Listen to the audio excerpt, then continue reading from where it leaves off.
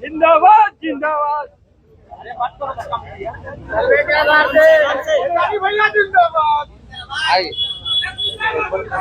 जनता भाभी जिंदाबाद।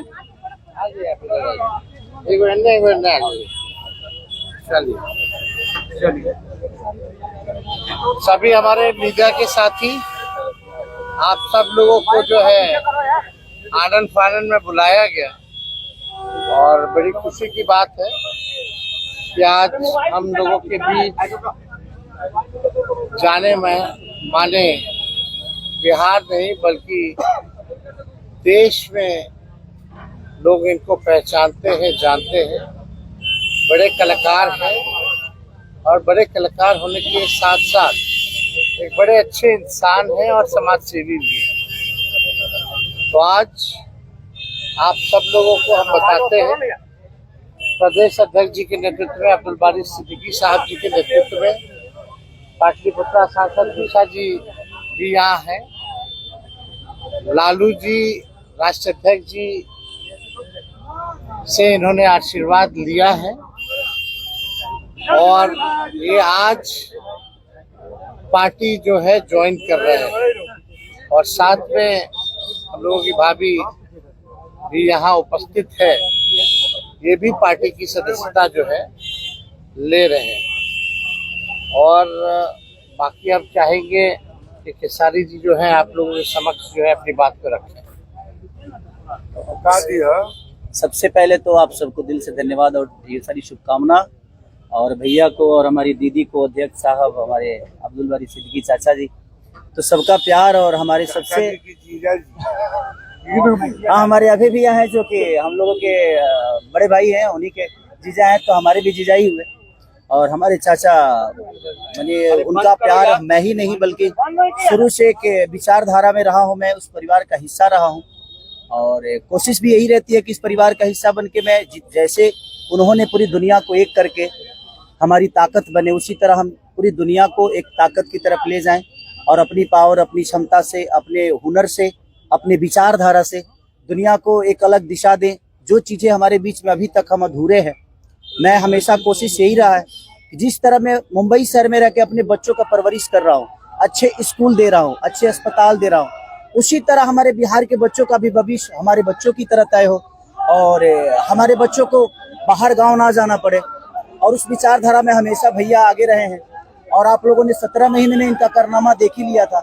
तो एक बार बदलने की जरूरत है और उस बदलाव में मैं थोड़ा सा एक मेरा भी हिस्सा हो और मैं उस सरकार को बदलने में और एक अलग दिशा में ले जाने में और एक बेहतर सरकार बनाने में एक मेरा योगदान हो, उसी के लिए मैं भी जुड़ा हूँ भैया से। और आज से नहीं, आज तो मैं आप लोगों के सामने पब्लिकली हुआ, बट मैं हृदय से और दिल से हमेशा से मैं इस परिवार का हिस्सा रहा हूँ और हिस्सा ही नहीं बल्कि एक परिवार का बेटा भी हूँ। मैं एक छोटा बेटा की तरह हमेशा प्रयास रहा हूँ और चाचा का आशीर्वाद हमेशा मुझे मिला है, राबड़ी माता का आशीर्वाद मिला है, दीदी का मिला है, भैया का मिला है, बल्कि इस समाज के और इस परिवार से जो मुझे प्यार मिला है, शायद वो मुझे बाकी जगह मिले या ना मिले, उससे मुझे कोई फर्क भी नहीं पड़ता। बट मैं हमेशा प्रयास करता हूँ कि एक बेहतर दिशा में जो चीजें चल रही है, आज आप सब लोग बदलाव चाहते हैं, मैं ही नहीं, मुझे लगता है कि पूरा बिहार बदलाव चाहता है और उस बदलाव में एक मेरा भी योगदान हो, इसीलिए इस बदलाव के साथ मैं भी जुड़ना है। ऐसा इन्होंने कहा कि कोई एमएलए मुख्यमंत्री और सरकार बनाने की बात नहीं है, बल्कि हम लोगों को बिहार बनाने का काम करना है और हम लोग नए सोच के हैं, नया बिहार बनाना है। पढ़ाई, दवाई, कमाई, सिंचाई, सुनवाई और कार्रवाई वाली सरकार, एक ऐसा बिहार बनाए जो पलायन मुक्त हो, बेरोजगारी जो है जड़ से समाप्त हो, महंगाई गरीबी खत्म हो, कारखाने लगे, निवेश आए, उद्योग आए, शिक्षा चिकित्सा व्यवस्था जो है बेहतर हो। और मुझे बड़ी खुशी है कि हम सब लोग नौजवान मिलकर के, आप ये भी जानते होंगे, हम भी, हमारी तो लड़ाई रही है कि भाई बेरोजगारी को जड़ से समाप्त किया जाए। 17 महीने 5 लाख नौकरी दिया गया, 3.5 लाख नौकरी प्रक्रियाधीन कराया गया, 4.5 लाख नियोजित शिक्षकों को राजकीय कर्मी का दर्जा दिया गया। अब मेरा, हम लोगों का एक सपना है कि बिहार से बेरोजगारी खत्म हो। और हमने जैसा आप सब लोगों के सामने कहा है कि हमारा संकल्प है, हमारा प्रण है, और हमने लोगों से वादा किया है और हमने पहले भी कहा है, तेजस्वी की उम्र कच्ची हो सकती है पर जुबान पक्की है। जो कहा है वो किया है, जो कह रहे हैं वो करेंगे। और हम सब लोग मिलकर के नया सरकार तो बनाएंगे ही बनाएंगे।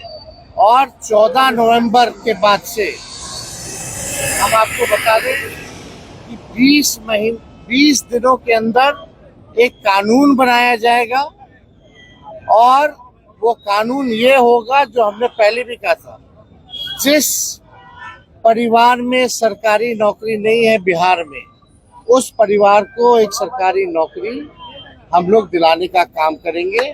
ये हम लोगों का संकल्प है, और इसको सरकार बनते ही 20 महीने में जो है हम लोग जो है पूरा करने का काम करेंगे। तो कोई सवाल है तो पूछ सकते हैं। खेसारी जी, कल आपने कहा कि अभी तक चुनाव लड़ने की बात नहीं हुई है, हमारी पत्नी नहीं बोली है।